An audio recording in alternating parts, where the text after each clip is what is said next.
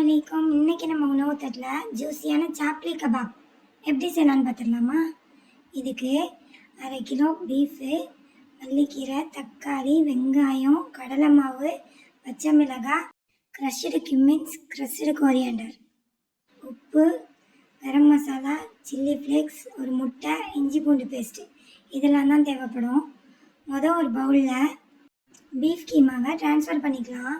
இதோட 2 பெரிய சைஸ் வெங்காயம் வெட்டி வச்சது, 4 பச்சை மிளகாய், ஒரு தக்காளி இதையும் ஆட் பண்ணிக்கலாம்.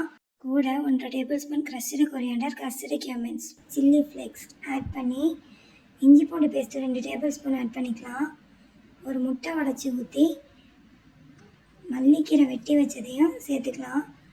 1 ஸ்பூனு உப்பு, 1 ஸ்பூன் கரம் மசாலா இது எல்லாத்தையும் ஒன்று சேர நல்லா கலந்து விட்டுடலாம். ஒரு 3 டேபிள் ஸ்பூன் கடலை மாவு இதையும் போட்டு ஒன்று சேர நல்லா பிணைஞ்சு ஒரு 1/2 மணி நேரத்துக்கு மேரினேட் பண்ணி வச்சுக்கலாம்.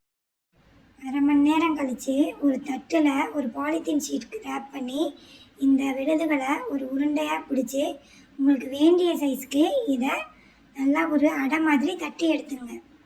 ஒரு தவாவில் ஆயில் தேவையான அளவு ஆட் பண்ணி நம்ம தட்டி வச்சுருந்த இந்த கபாபை உள்ளே இது ஒரு பக்கம் நல்லா பொரிஞ்சதுக்கப்புறம் 2 தோசை கரண்டியை வச்சு இன்னொரு பக்கமும் திருப்பி போட்டு அதையும் நல்லா பொரித்து எடுத்துக்கலாம்.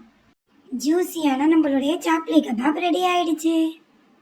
இதுக்கு சைட் டிஷ்ஷாக வேர்க்கடலை சட்னி பண்ணியிருந்தேன், அந்த வீடியோ ஸ்கிப் ஆகிடுச்சு. ஒரு கப்பில் வேர்க்கடலை, 20 பச்சை மிளகாய், மல்லி, புதினா, உப்பு வச்சு நல்லா மயோனைஸ் பதத்துக்கு அரைச்சிங்க.